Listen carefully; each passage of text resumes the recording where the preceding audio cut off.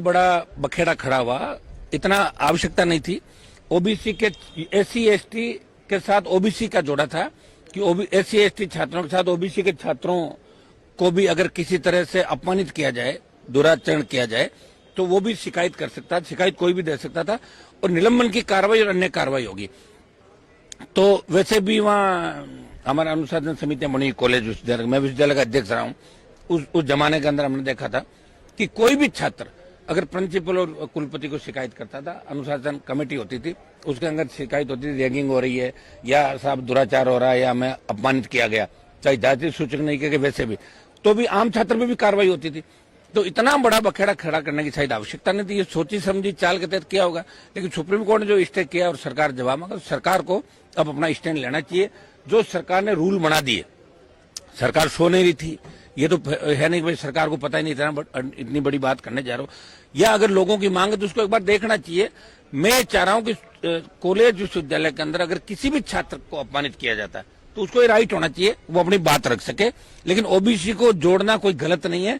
SC ST OBC आरक्षित वर्ग है और आरक्षण संविधान की मूल भावना को ध्यान में रखते हुए दिया गया और आरक्षण समय समय पर सरकार स्टेट और दिल्ली में बढ़ाती रहती, नई जातियों को शामिल कर। तो इसमें बखेड़ा जो कर रहे हैं वो कोई पढ़ने वाले नहीं है, वो बाहर के लोग बखेड़ा कर रहे हैं, उनको क्या लेना देना इन बातों से, बताओ, उनको भी ध्यान रखना चाहिए सब लोगों को।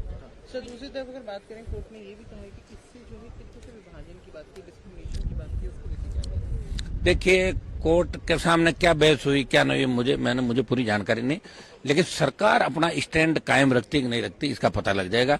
अगर सरकार, यूजीसी सरकार का अंग है, यूजीसी ये जैसे मानव संसाधन विकास मंत्रालय के अधीन आता है और यूजीसी की जो गाइडलाइन है वो सरकार की गाइडलाइन है एक तरीके से, बस कानून बनना बाकी होता है। बाकी यूजीसी अपना खुद की गाइडलाइन जारी कर सकती है, रूल रेगुलेशन खुद बना सकती है। इसके अंदर सरकार की बिना जानकारी के हुआ तो सरकार सो रही है, और जानकारी से हुआ तो सरकार को स्टैंड लेना चाहिए और जो रूल उन्होंने बनाया सुप्रीम कोर्ट में मजबूती से पैरोकारी करनी चाहिए, वही रूल रहना चाहिए, ये सरकार को करना चाहिए। हम ये चाहेंगे कि अन्य जातियों के छात्र, वो चाहे किसी भी जाति का, अगर उसको अपमानित किया जाता है, रैगिंग होती है, दुराचार होता है, तो उसको भी शिकायत का अधिकार मिलना चाहिए हर जाति वर्ग को। हम नहीं चाहते कि समाज बंटे, लेकिन ओबीसी के नाम से जिन लोगों को चिढ़ है उनको चिढ़ छोड़नी चाहिए। देश के अंदर आर्थिक आधार पर भी आरक्षण हर जाति को मिल रहा है, तो ये संविधान की मूल भावना के अनुरूप ये लोकतांत्रिक व्यवस्था है, इसमें कोई नई बात नहीं है। तो सरकार ने जो किया मेरे हिसाब ठीक किया। अब सरकार अपना स्टैंड क्या रखती है ये देश जानना चाहता है।